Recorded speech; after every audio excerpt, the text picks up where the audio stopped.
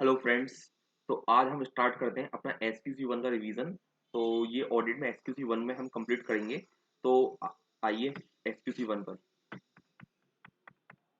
तो इसमें हम कंप्लीट करेंगे, टेस्ट और अंडरस्टैंडिंग क्वेश्चन भी कर लेंगे और जो MCQ भी है वो भी कंप्लीट कर लेंगे। ठीक है, ये पूरे कंप्लीट करेंगे, टेस्ट और नॉलेज के जो क्वेश्चन होंगे वो भी साथ साथ देखते जाएंगे। ठीक है, तो सबसे पहले है ये जो हमारा आता है चैप्टर 1 का, कि चैप्टर 1 SQC1 और ऐसे 220। तो ये SQC1 क्या होता है? तो SQC1 जो होती है, जो क्वालिटी लेवल हमें मेंटेन करनी होती है फर्म के लेवल पर। और ये जो होती है वो हमें हर ईच ऑडिट में हमें क्वालिटी मेंटेन करनी है। तो ये लिखा हुआ है SQC1 quality control for firm that perform audit and review of historical financial information and other assurance and other related service engagement। और 220 कहता है quality control of audit of financial statement. ठीक है, ये हो गया। तो अब आता है आपका, अब देखो एसक्यूसी वन का नाम क्या है? Quality control for firm that perform audit and review of historical financial information and other assurance and related service engagement. देखो ये नाम जो है बड़ा है, लेकिन बट ये आप समझोगे तो इस तरह से है कि quality control firm that perform audit. तो ये स्टैंडर्ड ऑफ ऑडिट हो गए। रिव्यू का मतलब ये आप आगे पढ़ेंगे आप इसी कोर्स में, सीए फाइनल में, कि रिव्यू का मतलब SRE हो गए।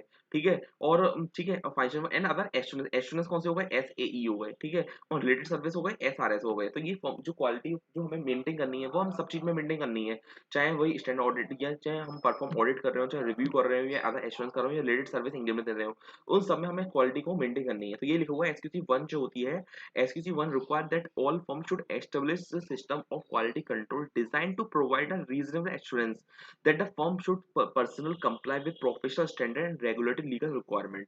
अब एलिमेंट्स क्या होते हैं? तो एलिमेंट्स देखो, एलिमेंट है ही मेल। तो एच हो गया इस ह्यूमन रिसोर्सेज, ई से हो गया इथिकल रिक्वायरमेंट, एम से हो गया मॉनिटरिंग। ठीक है, ए से हो गया आपका acceptance and continuation of client relation specific engagement, L से हो गया leadership responsibility of quality with in a firms, और ई से हो गया आपका एथिकल रिक्वायरमेंट हो गया। ठीक है, यही हम चार्ट में दे रखा है। अब आ जाते हैं लीडरशिप रिस्पांसिबिलिटी क्या होती है। तो देखो, हर कंपनी को जितनी भी फर्म्स होती हैं उनको एक लीडरशिप रिस्पांसिबिलिटी मेंटेन करनी। कोई तो लीडर होगा जो सारी रिस्पांसिबिलिटी को लेगा कि कि फर्म में क्वालिटी हो मेंटेन हो रही नहीं हो रही है। तो उसके लिए कंपनी को, एक फर्म को पॉलिसीज एंड प्रोसीजर बनाने हैं। Should require the firm should chief executive officer होगा या फर्म मैनेजिंग पार्टनर होगा, जो एज इन अल्टीमेट रिस्पॉन्सिबिलिटी होगी फर्म की सिस्टम ऑफ क्वालिटी कंट्रोल। तो देखो, इसके लिए 3 पॉइंट याद रखने हैं। ये 3 पॉइंट इंपॉर्टेंट है, ये आपको लर्न करने होंगे। कि जो जितनी फर्म्स होती हैं वो असाइन करती है मैनेजमेंट की रिस्पॉन्सिबिलिटी। क्या मैनेजमेंट रिस्पॉन्सिबिलिटी? सो दैट जो कॉमर्शियल कंसिडरेशन है, जो पैसा है, कॉमर्शियल कंसिडरेशन है, वो डू नॉट ओवरराइड ना करे क्वालिटी फर्म। मतलब जितनी फर्म होती हैं उनको अपनी क्वालिटी को ऊपर रखना है, ना कि कॉमर्शियल कंसिडरेशन को ऊपर रखना है। तो पहले हमारी प्रायोरिटी होगी क्या? क्वालिटी को मेंटेन करना। और फिर बाद में वो कॉमर्शियल कंसिडरेशन। ऐसा नहीं होना चाहिए कि हमें कोई कोई क्लाइंट हमें पैसा ज्यादा दे रहा है तो हम क्वालिटी को हम इफेक्ट कर दें उसको। तो ऐसा नहीं होना चाहिए। दूसरा क्वेश्चन है कि हमें जब पॉलिसीज, हमें प्रोसीजर बनानी है, पॉलिसीज बनानी है किसके लिए? एम्प्लॉइज के लिए, स्टाफ्स के लिए। ठीक है, तो वो भी क्वालिटी की तरीके बनानी के रखनी है हमें। द फर्म जो पॉलिसीज होती हैं, प्रोसीजर होती हैं, addressing the performance of evaluation, compensation and promotion including the incentive system with regard of personnel are designed to demonstrate the firm overriding commitment to quality। फिर तीसरा है हमारा, थर्ड पॉइंट है कि जो भी फर्म्स को जो भी रिसोर्सेज हैं वो सफिशिएंट यूज करने हैं जिससे कि क्वालिटी मेंटेन रहे। तो the firm devote the sufficient resources for the devote documentation support the quality control policy and procedure. ठीक है, अब देखो टेस्ट अंडरस्टैंडिंग क्वेश्चन देखो क्या है। कि एबीसी एक एसोसिएट चार्टर्ड अकाउंटेंट है जो has a policy to accept the client where the risk of evaluation conducted with respect of company and promoter. XYZ limited approach the ABC associate promoter XYZ limited is a close associate and friend, family friend. Mister A partner है जो ABC associate है। XYZ limited is in new of previous year of certain inquiry of regulatory authority in certain matter. जो existing auditor है, जो वो तो resign कर गया। एक्सवाई जो एग्जिस्टिंग ऑडिटर था ना, वो XYZ लिमिटेड में रिजाइन कर दिया, क्रिएटेड कैजुअल वैकेंसी अब उनके यहाँ हो जाती है। अब उनके कोई ऑडिटर नहीं है, तो XYZ कह रहा है कि हम तुम्हें 25% ज्यादा पैसा देंगे और तो हमारी कंपनी, हमारी जो फर्म है, जो हमारी कंपनी, उसको एक्सेप्ट कर लो, उसको ऑडिट एक्सेप्ट कर लो। ठीक है, क्या जो क्या हमें जो ऑडिट को हमें एक्सेप्ट, जो मिस्टर ए जो पार्टनर है एबीसी एसोसिएट का, क्या उसको पैसे की वजह से एक्सेप्ट करनी चाहिए? तो यही हमने तीनों भी पॉइंट पढ़े थे कि कभी कॉमर्शियल कंसिडरेशन ओवरराइड नहीं करना चाहिए क्वालिटी ऑफ द फर्म में। तो यही पॉइंट हमें तीनों पॉइंट लिखने होंगे। ठीक है, कि हमें कंपनी जो हमें फर्म है उनको पॉलिसीज मेंटेन करनी है। कौन सी पॉलिसी मेंटेन करनी है? क्वालिटीज पॉलिसीज मेंटेन करनी है। और हमें सफिशिएंट रिसोर्सेज भी हमें रिसोर्स को यूज करना है जिससे कि हमें क्वालिटी ऑफ फॉर्म मेंटेन रहे। तो यही तीनों पॉइंट जो होंगे हमारे, ये तीनों पॉइंट होंगे वो लिखने हैं, ठीक है? और यही है। और कि हमें पूछना है कि क्या आप बताइए कि understand the functioning of the top, तो हम कहेंगे कि पुअर फंक्शनिंग है ऑफ द फॉर्म। अगर फॉर्म जो एक्सेप्ट कर रही है एबीसी तो पुअर फंक्शनिंग है इसका। और कंसीडरेशन जो हमें 3 पॉइंट जो पॉइंट थे वही लिखनी है इसमें। फिर आ जाइए आप एथिकल रिक्वायरमेंट में। एथिकल रिक्वायरमेंट क्या होता है? तो एथिकल रिक्वायरमेंट हमें जो फर्म को जो इंडिपेंडेंट रहना है, ठीक है? तो from the code establish fundamental principle of professional ethics which include integrity, objectivity, professional competent, due care और कॉन्फिडेंशियलिटी एंड प्रोफेशनल बिहेवियर। तो इसमें निमोनिक है IPC OP, IPC OP, independence, professional behaviour, C से आपका हो गया कॉन्फिडेंशियलिटी, ओ से हो गया ऑब्जेक्टिविटी और पी से हो गया आपका हो गया प्रोफेशनल कॉम्पिटेंस, ठीक है? तो वो ये जो हो गया आपका। फिर आपको हमेशा एक रिटन, जो भी फर्म है उसको एक रिटन कंफर्मेशन लेनी होगी वंस इन अ ईयर में at least annually the firm should obtain written confirmation of compliance for policy and procedure with independence for from all firm personnel required to independent in term of required to requirement of the code। SQC 1 जो होती है special emphasis करता है family thread.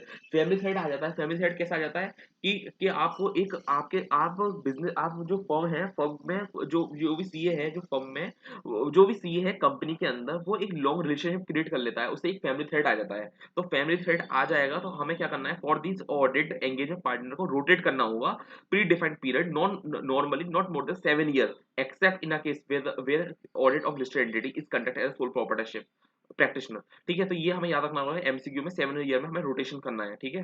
तो अगला test और understanding का question number 2 है कि MNP limited firm auditor is appointed by a bank to conduct stock audit of a borrower, it deputed one of the paid chartered accountant employed Sudhanshu to conduct the above said stock audit. He leverages it as an opportunity to prevail upon the client to get the accounts audited from the firm. He also ensure the client to clean stock audit without adverse। मतलब वो कह रहा है कि कि आप हमारी company का ऑडिट करिए और हम आपको कंसिडरेशन प्रोवाइड कर, हम कंसिडरेशन एक अच्छा कंसिडरेशन देंगे और हमारी कंपनी को आप एक क्लीन रिपोर्ट दे दीजिए। क्या ऐसा कर सकता है? नहीं, बिल्कुल नहीं करना। ऐसे ऐसे तो करना ही नहीं है। How does it reflect the quality control system of the firm? तो हमें ऐसा नहीं करना। तो इसका देखो आंसर एक बार देख लेते हैं। इसका आंसर टेस्ट और अंडरस्टैंडिंग है क्वेश्चन नंबर 2, इसमें क्या क्या लिखना है।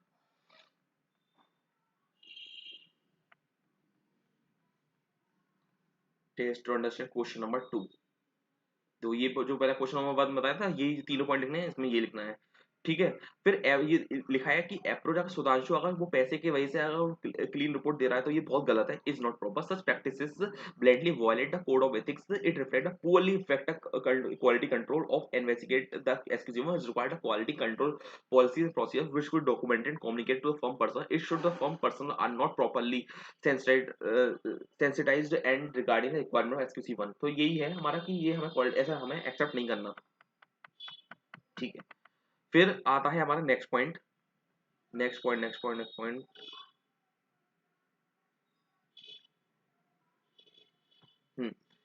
फिर आता है कि तीसरा पॉइंट आता है ईमेल में ए। तो ए है acceptance and continuation of client relationship. तो हमें आईसीसी, हमें निमोनिक का आईसीसी कि हमें कभी भी एक्सेप्ट करना है क्लाइंट का, तो हमें सबसे पहले इंटीग्रिटी देखनी है क्लाइंट की कि उस सामने वाला जो क्लाइंट है वो कितना इंटीग्रिटी हमें प्रोवाइड कर रहा है, प्रमोटर उसके की मैनेजर पर्सन।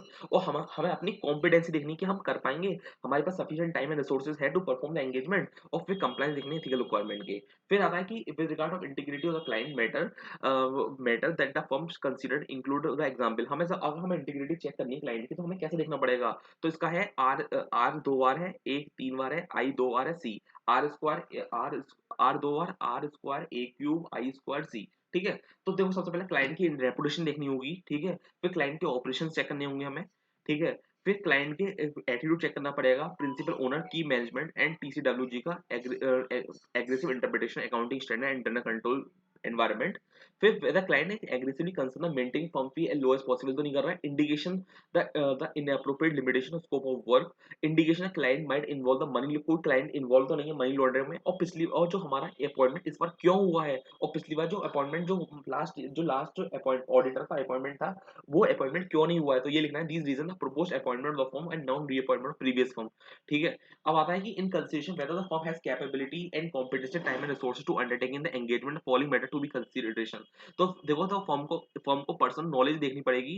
देखो, सबसे पहले अगर हमें देखना है कि कैपेबिलिटीज देखनी है, कॉम्पिटेंसी देखनी है, टाइम एंड रिसोर्सेज को, तो हमें सबसे पहले नॉलेज देखनी पड़ेगी, रेलिवेंट इंडस्ट्री की नॉलेज देख लेंगे। अगर नॉलेज समझ में नहीं आता, एक्सपीरियंस चेक कर लो, उसकी कैपेबिलिटी देख लो, कैपेबिलिटी देख लेंगे, कॉम्पिटेंस देख लेंगे। अगर हमें और चार देखना है तो एक्सपर्ट को हम हेल्प ले लेंगे, ईक्यू से हेल्प ले लेंगे, और फर्म जो शुड कंप्लीट करेगा एंगेजमेंट विद रिपोर्टिंग डेडलाइन के अकॉर्डिंग, ठीक है। अब अगर अगर हमें कोई विड्रॉ करना है एंगेजमेंट से, पॉलिसी प्रोसेस क्या होता है, अगर विड्रॉ करना है एंगेजमेंट, तो हमें डिस्कस करना पड़ेगा एंगेज, सबसे पहले डिस्कस कर लो एप्रोप्रिएट लेवल ऑफ क्लाइंट से, मैनेजमेंट से, टीसीडब्ल्यूजी से, ठीक है। फिर अगर और साथ ही साथ देख लो कि एप्रोप्रिएट विड्रॉल हमें जो लेना है, क्या हमें कोई कोई एप्रोप्रिएट जो हमारी जो एप्रोप्रिएट लेवल ऑफ क्लाइंट के मैनेजमेंट, टीसीडब्ल्यूजी, गवर्नेंस, कोई किसी गवर्नेंस और अप्रोप्रिएट अथॉरिटी जो होती है, उसको तो हमें कोई विड्रॉ, उसको भी तो हम इंडिकेशन ही देना हमें। और फिर हमें रेगुलेटरी रिक्वायरमेंट देख लो आपकी, और फिर लास्ट में डॉक्यूमेंटेशन कर लो इन सारी चीजों को।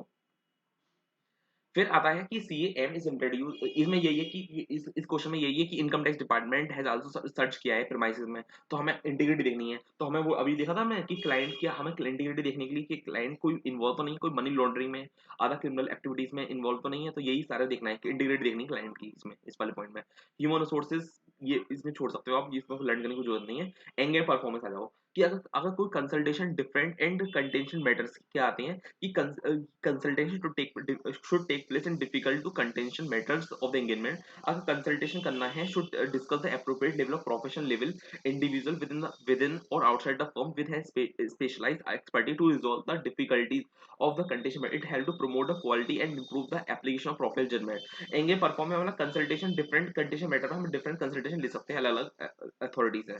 फिर आता है कि जो जो आपको पता है, जो जितनी फर्म्स होती हैं, एक तो होती है एंगेजमेंट टीम होती है, जो पूरी टीम काम करती है, उसके ऊपर होता है एंगेजमेंट पार्टनर जो पूरी सुपरवाइज करता है, उसके पास रिस्पॉन्सिबिलिटी होती है कि सारे सबको सुपरवाइज करना, ठीक है। एंगेजमेंट पार्टनर, उसके ऊपर होता है ईक्यूसीआर, जितनी भी लिस्टेड एंटिटीज होती हैं उसमें ईक्यूसीआर होता है, एंगेजमेंट क्वालिटी कंट्रोल रिव्यू, जो क्वालिटी को देखता है कि जो भी एंगेजमेंट पार्टनर, एंगेजमेंट टीम है, क्या उसने क्वालिटी को मेंटेन करा है नहीं करा है, तो ये सारी चीज देखती है। तो ईक्यूसीआर जो होती है वो मैंडेटरी होते हैं for all listed financial statement of listed entity in respect of other engagement. Firm should divide the criteria to determine the cases of requiring the performance of engagement quality control review। ठीक है। अब आता है कि जो engagement quality control जो reviewer होता है वो कैसे कैसे दिखता है लिस्टेड एंटिटी में, क्या कहते हैं, तो इंडिपेंडेंट देखेगा फर्म engagement टीम की, सिग्निंग में रिस्क को देख लेगा, जजमेंट देखेगा जो मेटिलिटी के अकाउंट निकाले हैं लगाए हैं। फिर अप्रोप्रिएट कंसल्टेशन, engagement टीम ने engagement पार्टनर कंसल्टेशन लिया है, अगर डिफरेंस इन ओपिनियन आया है तो। फिर अगर कोई सिग्निफिकेंस और कोई significant disposition of corrected uncorrected miss statement identified during engagement, ये सब सिग्निफिकेंट करेक्शन करना देखना पड़ेगा। फिर मैटर जो भी कम्युनिकेट करें management and TCWG whether applicable other party such as regulatory body, वो हमें कम्युनिकेट करें। वर्किंग पेपर जो है वो कंक्लूजन रीच किया है, उससे वो सपोर्ट करते नहीं करते हैं। फिर appropriate report to be issue करी नहीं करी, ये सारी चीजें पॉइंट देखेगा वो। फिर अगर ओपिनियन आता है तो हम कंसल्ट कर सकते हैं अनदर प्रैक्टिशनर से और प्रोफेशनल रेगुलेटरी बॉडी से हम कंसल्ट कर सकते हैं। जो एंगेजमेंट डॉक्यूमेंटेशन होते हैं, वो एंगेजमेंट फाइल जो शुड बी कंप्लीट करना है is not more then 60 days. जब हमारा ऑडिट रिपोर्ट इशू हो जाएगी उसके बाद 60 दिन से ज्यादा नहीं हो चाहिए, उसे एंगेजमेंट डॉक्यूमेंट कर लेना है हमें, ठीक है। इसकी ये एमसीक्यू में पॉइंट आ सकता है, ठीक है। फिर जो जो आपके जो जो एंगेजमेंट जो डॉक्यूमेंटेशन होते हैं वो किसके किसके unless otherwise specified law and regulation, engagement document is the property of the firm, ठीक है। जो फर्म जो में डिस्क्रिप्शन में पोर्शन और extract the engagement documentation available to client करवा सकता है। Such provide disclosure undermine the validity of work perform और in the case of the extraneous engagement. Monitoring क्या है? मॉनिटरिंग तो बस सिंपल है कि हमें सबसे पहले जितनी फर्म होती हैं वो क्वालिटी कंट्रोल देखनी है, उसे देखना है कि जो भी जो क्वालिटी कंट्रोल है वो मेंटेन करी नहीं करी है। एग्जामिन करना है कि जो भी न्यू डेवलपमेंट है, प्रोफेशनल स्टैंडर्ड है, वो आप लाए। एग्जामिन करना न्यू डेवलपमेंट्स को देखना है। जो भी रिस्पॉन्सिबिलिटीज होती हैं वो उसको कंडक्ट करना है बाई इंटरेस्टिंग जो of responsibility monitoring process of the partner and other person of sufficient and appropriate experience of the authority of the firm. फिर डील करना है ना complain allegations against the firm को देखना है और टेक एप्रोप्रिएट रेमेडियल एक्शन लेना है, ठीक है। फिर ये होता है और टेक एक्शन लेना है of deficiencies and operation of the firm of control policy and procedure और non compliance of the firm system and quality are identified. अब देखो, अब फटाफट से आप देखते हैं टेस्ट नॉलेज के क्वेश्चंस कि टेस्ट नॉलेज में क्या क्या क्वेश्चन पूछे हैं।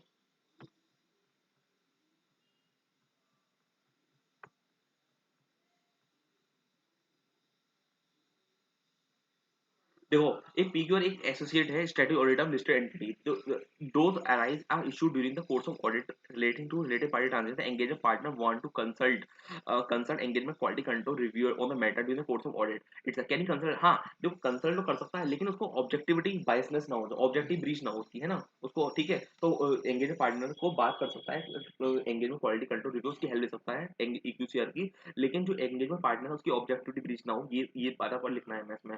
फिर है Beta Private has approach from chartered account to assist the preparation financial statement to issue the compilation report. Does CA has a responsibility in relation audit above said engagement, discuss the reason. तो हमें responsibility बतानी है, does CA has a responsibility in relation to quality control of ever send engagement. ये देखो इसका answer यहीं से देखो, क्वेश्चन नंबर 2 का। देखो जितने भी एसक्यूसी वन जो है हमने पढ़ा था स्टैंड ऑफ क्वालिटी कंट्रोल, ठीक है, स्टैंड ऑफ क्वालिटी कंट्रोल ये सबकी बात बताता है, ये एसआरएस की बात बताता है, एसए की बात बताता है, स्टैंड ऑफ ऑडिटिंग की बात बताता है, ये सब में कंप्लाई करना होता है क्वालिटी को। तो ये लिखा है कि such kind of service in in all the category service SQC one जो होती है वो एप्लीकेबल होती है for all type of engagement including engagement pertaining the related services. ठीक है, ये हो गया। फिर आपका क्वेश्चन नंबर 3 आता है कि एक रमोने CS final student feel the engagement file audit report should be ready prior to audit report. नहीं एंगेजमेंट फाइल तो यार ऑडिट रिपोर्ट जब इशू करते हैं 60 दिन के अंदर हमें एंगेजमेंट फाइल डॉक्यूमेंट करना है, तो ये गलत कह रहा है ये। ठीक है, रमोने is not a view not is, ठीक है। और आपको पता है कि B any in company and minded audit process listed company during the course of audit issue arise related the revenue of contract with customer in term of Ind AS 115, the engagement partner took a certain stand. How the engagement control reviewer recommend otherwise after review the engagement partner is not willing to accept the recommendation of reviewer। तो देखो पता है, आपको पता है कि जितने भी लिस्टेड एंटिटीज होती हैं उसमें इक्विटी का होना मैंडेटरी है, ये जो हमने पढ़ लिया था उसमें। तो यही लिखना है इसके अंदर जो अभी पढ़ा था हमने इक्विटी वाला। और फिर इंटीग्रिटी ये वही बताना है कि सबसे पहले क्लाइंट का रिलेशन नेचर ऑफ क्लाइंट देख लो, जो हमने पढ़ा था ना ए क्यू आई स्क्वायर, ठीक है, और आर क्यू, वो सारे क्लाइंट की रेपुटेशन देख लो, यही सारे पॉइंट लिखने थे उसके अंदर भी। कि सबसे पहले बिजनेस की रेपुटेशन देख लो, क्लाइंट के ऑपरेशन देख लो, ठीक है, एटीट्यूड देख लो, क्लाइंट एटीट्यूड तो नहीं दिखा रहा हमें, इनएप्रोप्रिएट लिमिटेशन तो नहीं लगा रहा हमें, कि क्लाइंट मनी लॉन्ड्रिंग में तो नहीं है, कोई रीजन कोई प्रपोज अपॉइंटमेंट और प्रीवियस फॉर्म क्यों नहीं हुआ और हमारा क्या हुआ है। तो ये सारा पॉइंट हमें देखना है। तो ये हमारा एसक्यूसी वन है, हमने सारे टेस्ट और अंडरस्टैंडिंग क्वेश्चन, टेस्ट और नॉलेज के क्वेश्चन और सारा हमने पढ़ लिया, है ना। तो अब इसके बाद हम ऐसे 220 की एक क्लिप लेके आएंगे, तो वो कंप्लीट करेंगे। तो अगर आपको ये वीडियो अच्छी लगी तो please like share and please like कीजिए और सब्सक्राइब कीजिए इस चैनल को।